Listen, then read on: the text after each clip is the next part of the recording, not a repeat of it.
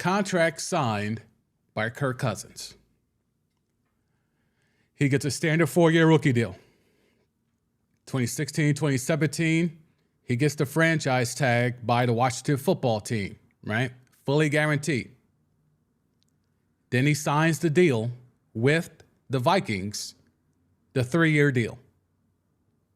$84 million, fully guaranteed.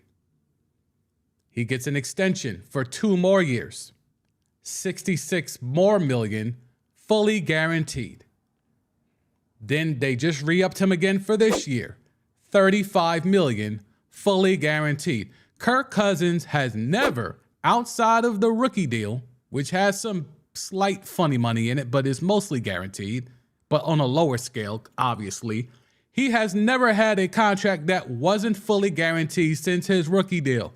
This is 6 years of contracts without funny money. Yet they keep telling us about Deshaun Watson.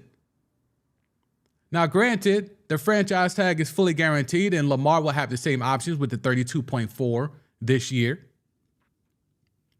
But when he was a free agent and he finished with the franchise tag, he was able to get fully guaranteed money, and then they extended him for 2 more years, and they continued the theme of fully guaranteed money. And then even this past year, where we all know he ain't it.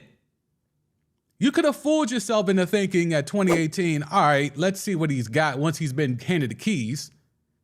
And he had Stephon Diggs, and he had Justin Jefferson. So the numbers were there.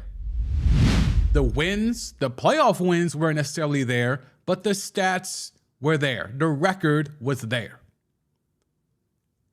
And even this past year, still able to finally get another contract extension that's fully guaranteed. So in his career, $231 million through this year, of which all but $2 million of it was fully guaranteed.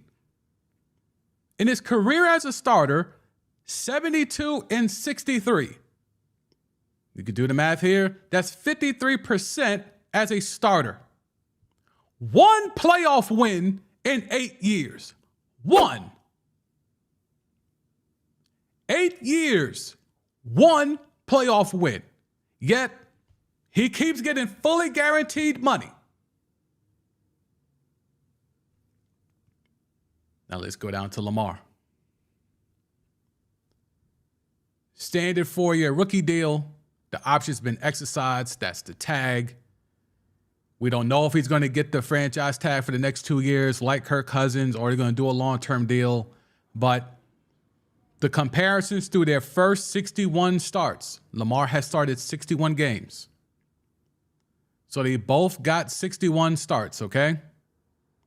Their record through those 61 starts, Lamar is 45-16. Kirk Cousins was 27-32. Lamar in those 61 starts had 100 passing touchdowns to only 38 interceptions. Kirk Cousins had 105 passing touchdowns to 53 interceptions. You want to go advanced metrics? Here you go. EPA equal 47% success. Completion percentage, 64% for Lamar, 66 for Kirk. Yards per attempt, damn near equal. And if you even want to get into the rushing yards, we know how much of a wash that is, but let's play it out anyway. Double the yards per carry, and 4,300 rushing yards compared to only 440, 23 rushing touchdowns compared to 13. Yet somehow, Kirk Cousins has been able to walk away with 229 out of 231 million guaranteed in his career, where he's only 9 games over 500 as a starter,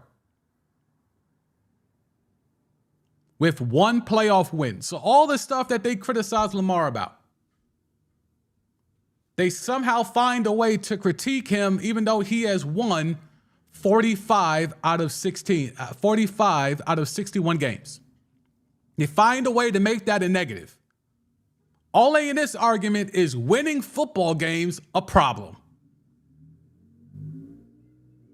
They talk about his lack of playoff success, and he has one playoff win in 8 years.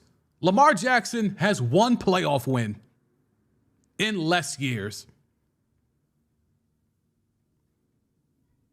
And then when we talk about touchdown to interception ratio, 100 passing touchdowns to 38 compared to 105 to 53.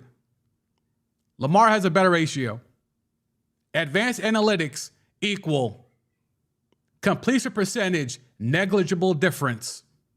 Yards per attempt, negligible difference. And then you add in the rushing and it's a whitewash. Yet and still, there's so much pushback for Lamar to get fully guaranteed money. It's so absurd of a notion for Lamar to ask or demand fully guaranteed money. But they keep trying to do this cloak and dagger thing of Deshaun Watson. No. Kirk Cousins. Been yelling at the top of my lungs for over a month about Kirk Cousins and his guaranteed contracts. But they keep pushing Deshaun Watson in front of me. This is where it started. This is where the market shifted. Could you imagine being Patrick Mahomes and you're seeing Kirk Cousins get all this fully guaranteed money and you signed a 10-year, $450 million deal that is backloaded with roster bonuses 5 years from now, when Kirk is getting his money right now up front? How? How are you Patrick Mahomes and Kirk Cousins is getting his money up front, yet you got to be on the roster 5 years from now to get 50 M's? What are we doing here?